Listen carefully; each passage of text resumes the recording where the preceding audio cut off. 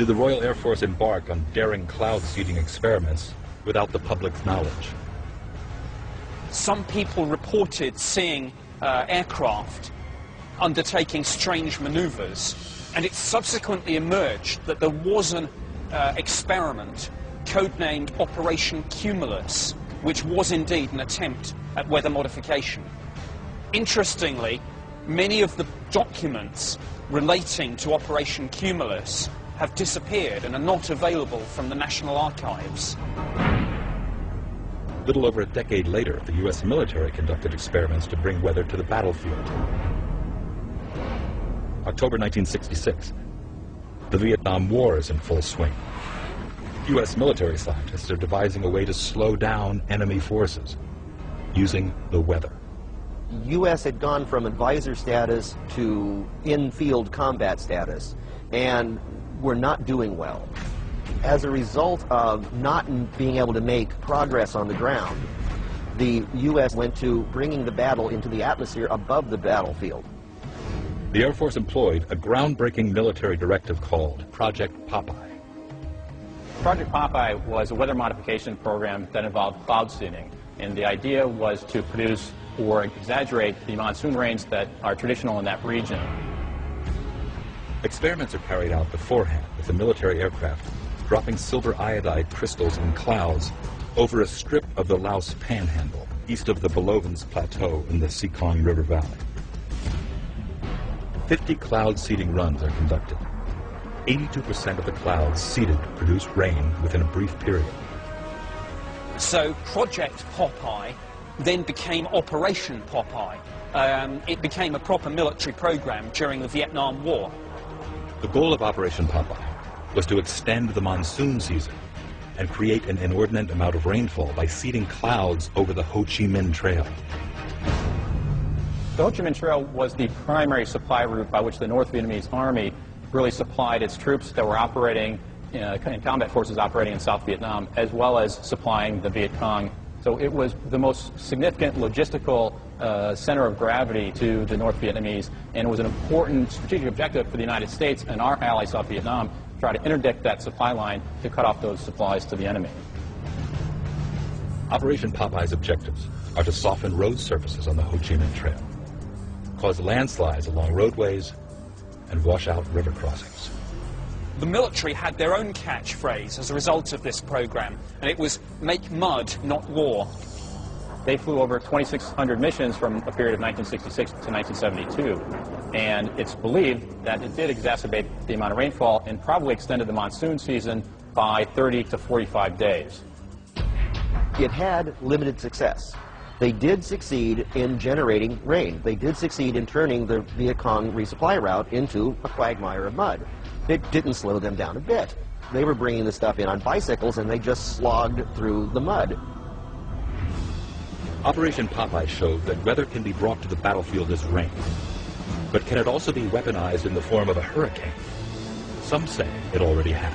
Some people believe that Katrina was weather warfare at its most potent. Weather has been used on the battlefield with only limited success. But the technology is already here, paving the way for a bleak future once it's perfected.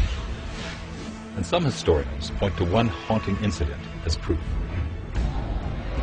August 23rd, 2005. The National Weather Service is tracking an unassuming storm forming over the Bahamas. A storm this size rarely damages buildings or even takes lives. In fact, at this point, it's simply known as Tropical Depression 12. But that will change. It will unexpectedly grow into the mother of all storms, a Category 5 hurricane, with winds up to 175 miles per hour. It is named Hurricane Katrina. When Katrina slams into the Gulf Coast states, it will become one of the deadliest disasters in U.S. history, costing $81 billion in property damage and claiming more than 1,800 lives. Like other hurricanes of that year, Katrina showed some very peculiar movements never before seen in a major hurricane. The 2005 hurricane season, there were some very amazing, strange anomalies. There were some things that should not have happened. One of the things was that many of the hurricane tracks were in almost straight lines, and hurricanes don't go in straight lines. An ominous theory has surfaced that seems far-fetched. There are some extremely sinister conspiracy theories circulating about Hurricane Katrina. Some people believe that Katrina hit where it hit with the power that it struck because of Russian or Chinese weather control experiments. Just before coming on shore, Katrina did an abrupt 90-degree turn, hard left, and went down the beach for a substantial distance before coming on shore. So we have speculations that our enemies have been throwing hurricanes at us. We were being bombarded, attacked with the weather. So far, there has been no conclusive proof of such a conspiracy. Most attribute Katrina's path to the vagaries of a hurricane, but it does illustrate the potential of such a weapon.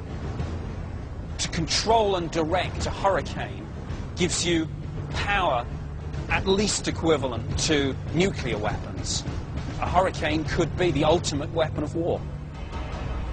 The very next year after Katrina, something strange happened.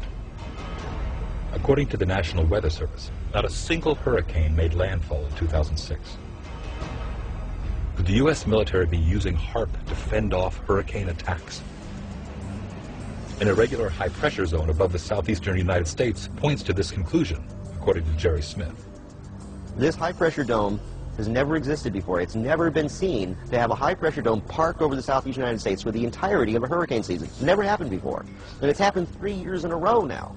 This high-pressure dome worked like the rubber bumpers on a pinball machine, and every hurricane, like a pinball, hit it and bounced off, safely going back out to sea. The date coincidence of HAARP being completed and this buffer being in effect, I think, is very telling. Meteorologists say the high-pressure area is just a weather anomaly, one of many that occurs in nature. But its intensity puzzles many meteorologists. Is this the same type of manufactured high-pressure system that experts feel hovered over California from 1988 to 1992? Today, nations still deny they are weaponizing weather, but there are suggestions to the contrary. This U.S. Air Force report graphically outlines the military's desire to exploit and manipulate the weather for the purposes of war by the year 2025. According to one of the most harrowing lines in this report, quote, "Weather modification is a force multiplier with tremendous power that could be exploited across the full spectrum of war-fighting environments." The 2025 report on weather was essentially a military analysis of what could we do, whether it was to create rainfall, create drought conditions. The idea was by 2025 we would be able to manipulate virtually every aspect of weather. It expressly states how and why the United States Air Force should own the weather. What technologies will be necessary to fight future wars using weather as a weapon. The rationale for this is really the ultimate war is if you never have to fire a round and nobody ever knew you had launched the fight. And this is what weather warfare offers militaries around the world. With our deadline of 2025 quickly approaching, the future of weather warfare is cause for concern. The worst-case scenario is that satellite-based weapons systems will turn the Earth's weather on its head. It could rain in the desert, and you could have a heat wave in the Arctic. If an enemy could change the jet stream over North America, it could plunge North America into an ice age. 50 years from now, geophysical manipulation of the planet could be the weapon of war, where it's not bombs and bullets, it's earthquakes, it's tidal waves, manipulation of weather systems. Those become the future of warfare.